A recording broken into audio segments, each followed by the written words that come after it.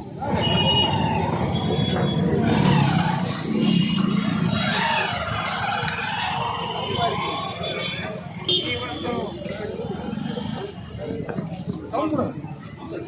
ಒಂದು ಪ್ರತಿಭಟನೆಯಲ್ಲಿ ಭಾಗವಹಿಸಿರುವಂಥ ಪಶ್ಚಿಮ ಮಂಡಲದ ಮಾಧ್ಯಮ ಸ್ನೇಹಿತರೆ, ತಮ್ಮೆಲ್ಲರಿಗೂ ಗೊತ್ತಿರುವಂತೆ ಈ ಸುಮಾರು 5-6 ತಿಂಗಳ ಹಿಂದಲಿಂದ ಇವತ್ತು ಧರ್ಮಸ್ಥಳದ ಬಗ್ಗೆ ಇಲ್ಲ ಸಲ್ಲದ ಅಪಪ್ರಚಾರವನ್ನು ಮಾಡುವ ನಿಟ್ಟಿನಲ್ಲಿ ಒಂದು ಗುಂಪು ಇವತ್ತು ವ್ಯವಸ್ಥಿತವಾಗಿರುವಂಥ ಒಂದು ಕಾರ್ಯಾಚರಣೆಯನ್ನು ಮಾಡುತ್ತಿರುವಂಥದ್ದನ್ನು ತಾವು ಗಮನಿಸಿದ್ದೀರಿ.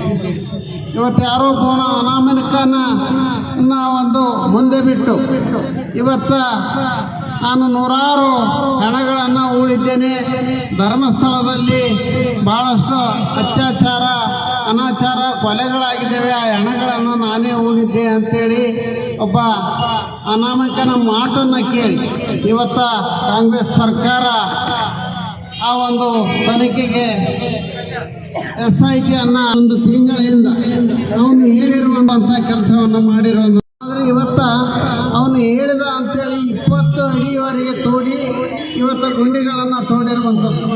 ಅದು ಯಾವನ್ನು ತೋಡಿದ್ರು ಎಲ್ಲೋ ಆ ಒಂದು ಅವನು ಹೇಳಿರುವಂಥ ಕಣಗಳು ಸಿಗಲಿಲ್ಲ.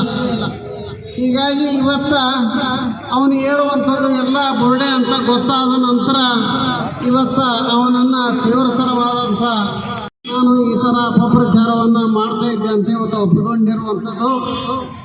ಆದರೆ ಇದು ಧರ್ಮಸ್ಥಳಕ್ಕೆ ಆಗಿರುವಂಥ ಬಹುದೊಡ್ಡ ಅಪಚಾರ.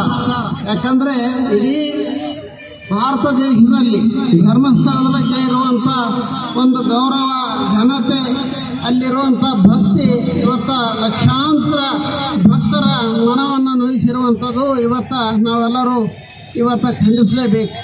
ಹೀಗಾಗಿ ಇವತ್ತು ತಮ್ಮದೇ ಸರ್ಕಾರ ಅಧಿಕಾರದಲ್ಲಿ ಇರಬೇಕಾದಾಗ ಇವತ್ತು ಆ ಷಡ್ಯಂತ್ರ ಮಾಡಿರುವಂಥವ್ರು ಯಾರು ಎಂಬುದನ್ನು ಇವತ್ತು ಕಂಡು ಹಿಡಿಯುವಂಥ ಕೆಲಸ ಆಗಬೇಕು.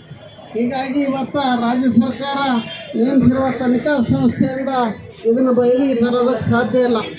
ಹೀಗಾಗಿ ಇದನ್ನು